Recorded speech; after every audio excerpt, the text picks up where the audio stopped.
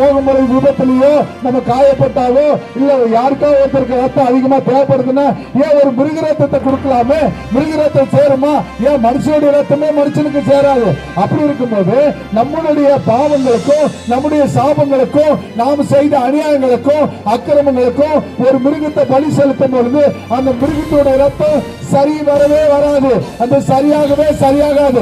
ஏன் அப்படின்னா ஒரு மனிதன் செய்த பாவங்களுக்கு ஒரு மனிதன் மறிக்க வேண்டும் என்பது தீர்மானம். மனிதன் மறித்தால் தான் இந்த பாவங்களையும் சாபங்களையும் நீக்க வேண்டும் என்று ஆண்டவராகிய இயேசு கிறிஸ்து 2025 வருடங்களுக்கு முன்பாக மனித ரூபம் எடுத்து இந்த பூமியிலே வாழ்ந்து மனிதராக வாழ்ந்து 30 வருடம் நம்ம போல பாடுகள் மத்தியிலே உபத்திரவம் மத்தியிலே வேலை செய்து ஒரு தச்சராக வேலை செய்து இந்த பூமியிலே உபத்திரவங்களை வாழ்ந்தாரு.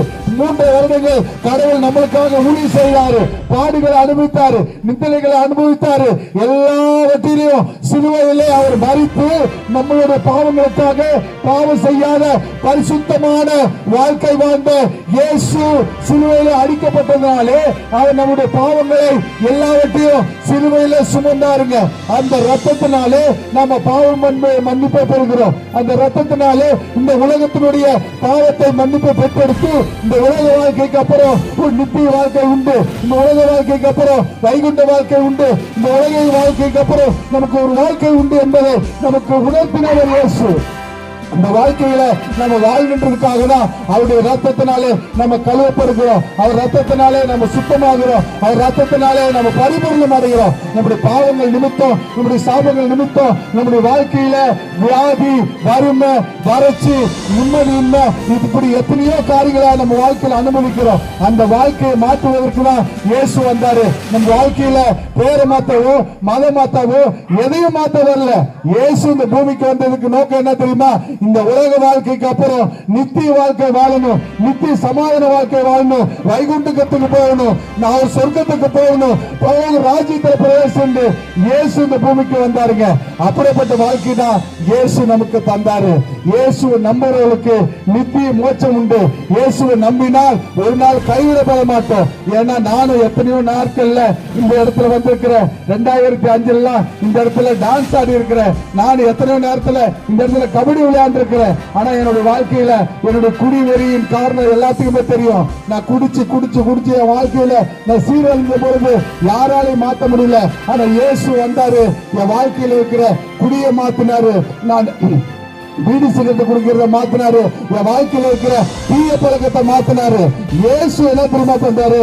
நல்ல பழக்கத்தை கற்றுக் கொடுக்கிறாரு. சுகமா இல்லாதவங்களுக்கு சுகத்தை கொடுக்கிறாரு, மன நிம்மதி இல்லாதவங்களுக்கு மன நிம்மதி கொடுக்கிறாரு, சுகம் இல்லாதவங்களுக்கு சுகம் கொடுக்கிறாரு. வாழ்க்கையில எல்லாவற்றையும் இழந்தவர்களுக்கு அவர் மன நிம்மதியை கொடுத்து இந்த உலக வாழ்க்கைக்கு பிற்பாடு நித்திய வாழ்க்கையை வாழ்வதற்கு நமக்கு கற்றுக் கொடுக்கிறாரு. எனக்கு அருமையானவர்களே, இந்த உலக வாழ்க்கையை பார்க்காதீங்க. இந்த உலக வாழ்க்கைக்கு அப்புறம் ஒரு நித்திய வாழ்க்கை உண்டு. நம்ம அங்க கண்ணை மூடின உடனே நமக்கு ஒரு நியாய தீர்ப்பு உண்டு. நியாய தீர்ப்புல கடவுளுடைய பார்வையில நீங்க படத்துல பார்த்திருப்பீங்க, நமக்கு புத்தகம் எழுதப்பட்டிருக்கிறது. அந்த எழுதப்பட்ட புத்தகத்துல நாம் செய்த எல்லா காரியங்களும் அவர் நிச்சயம் படித்து காட்டுவார். நிச்சயம் நம்மளுடைய கணக்கு எல்லாமே எழுதப்பட்டிருக்கிறோம். நம்ம கணக்கு எல்லாம் பரலோகத்தில் எழுதப்பட்டிருக்கிறது. நம் கணக்கு எல்லாம் வைகுண்டத்தில் எழுதப்பட்டிருக்கிறது. அதை வந்து யாரும் தப்பிக்கவே முடியாது. நியாய தீர்ப்புல நிச்சயம் எல்லாரும் பங்கடையணும். அந்த நியாய தீர்ப்புல நம்ம பரிசுத்தமா நிக்கிறதுக்காக நம்ம உலகத்துல எவ்வளவு பெரிய பாவம் செய்திருந்தாலும், எவ்வளவு பெரிய அக்கிரமம் செய்திருந்தாலும், எவ்வளவு அநியாயங்கள் செய்திருந்தாலும் அது எல்லாவற்றையும் மாற்றுவதற்கு இயேசுடைய ரத்தம் நமக்காக சிந்தப்பட்டிருக்கிறது. இயேசு நமக்காக சிலுவையில் அடிக்கப்பட்டிருக்கிறார். இயேசு நமக்காக நொறுக்கப்பட்டிருக்கிறார். அவர் நமக்காக நம்முடைய பாவங்களுக்காக ரத்தம் சிந்தி இருக்கிறார். அந்த ரத்தத்தினாலே நம்ம பரிசுத்தமா இருக்கிறோம். அந்த ரத்தம் பரலோகத்துல நம்ம சேர்க்கும். அந்த ரத்தம் பரலோக வாழ்க்கையில நம்மளை கொண்டு போய் சேர்க்க என்பதை உங்களுக்கு தெரிவிக்க நான் கடமைப்பட்டிருக்கிறோம். எனக்கு அருமையானவர்களே, இன்று நம்ம மனம் திரும்பினா நிச்சயமாகவே ஒரு புது வாழ்க்கை உண்டு. இன்று நம்ம மனம் திரும்பி இயேசுவை சொந்த ரட்சகரை ஏற்றுக்கொண்டோமானால், இயேசுவை சொந்த தெய்வமாக ஏற்றுக்கொண்டோமானால் நம்முடைய வாழ்க்கையில பாவங்கள் கழுவப்படும்.